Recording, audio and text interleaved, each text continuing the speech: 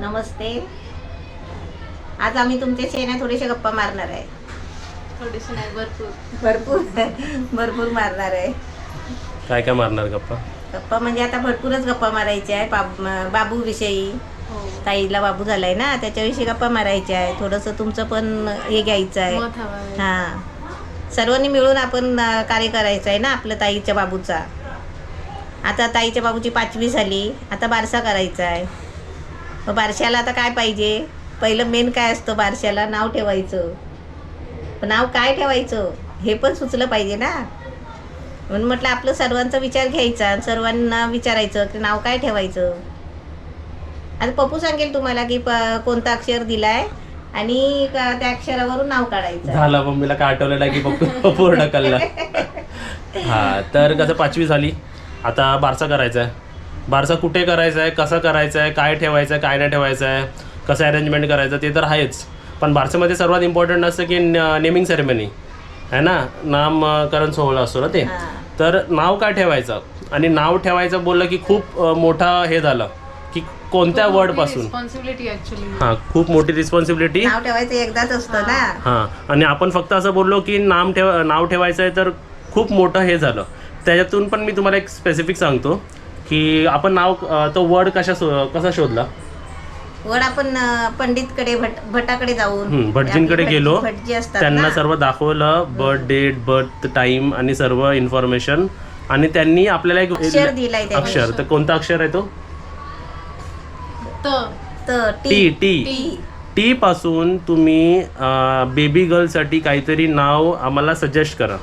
आता टी पासून आता आम्ही पण शोधतोच आहे, आम्हाला पण काय आवडतं बघूया.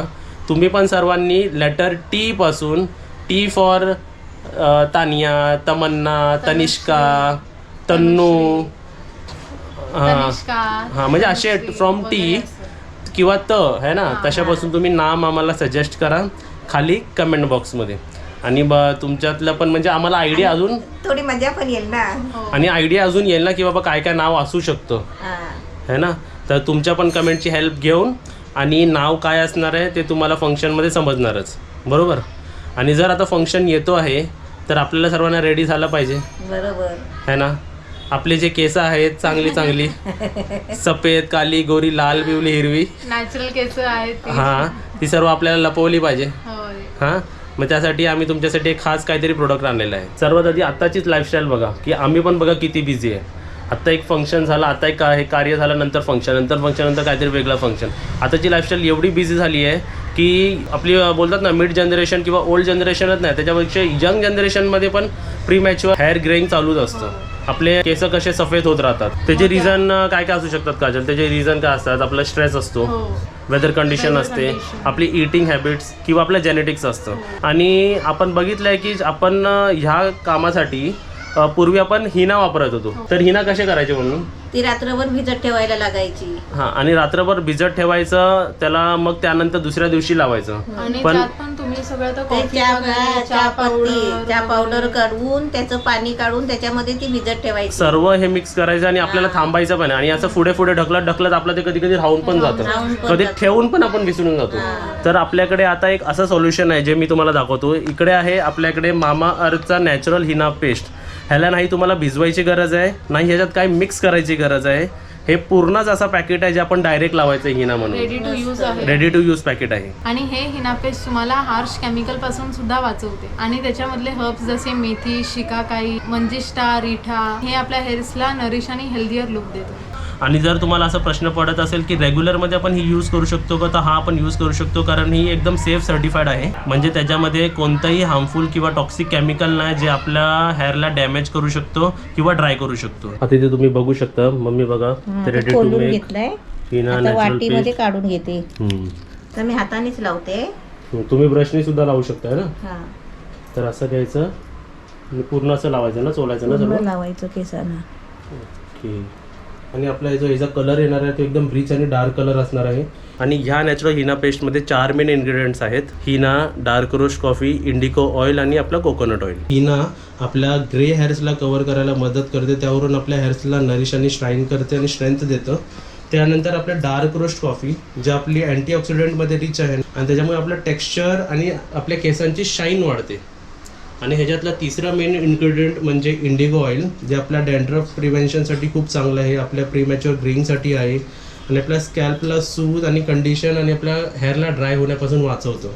आणि आपला फोर्थ इन्ग्रेडियंट म्हणजे आपला कोकोनट ऑइल, ते आपल्या हेअरला मॉइश्चराईज करतं आणि नरिश करतं आणि त्यामुळे आपल्या हेअर ग्रोथ होतं.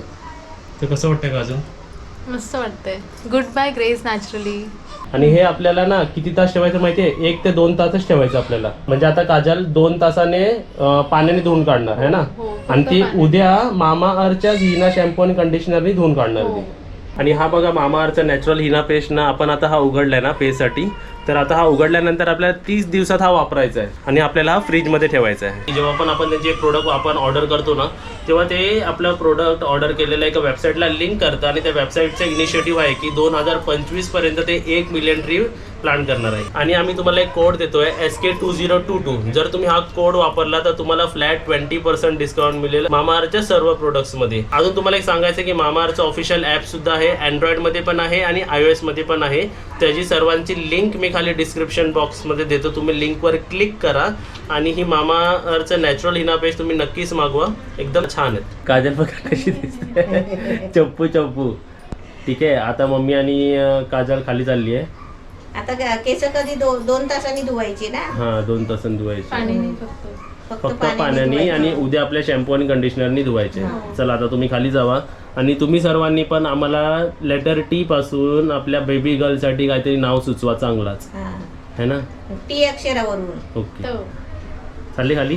आता ताई आणि बाबू बघा खाली काय करते. चला.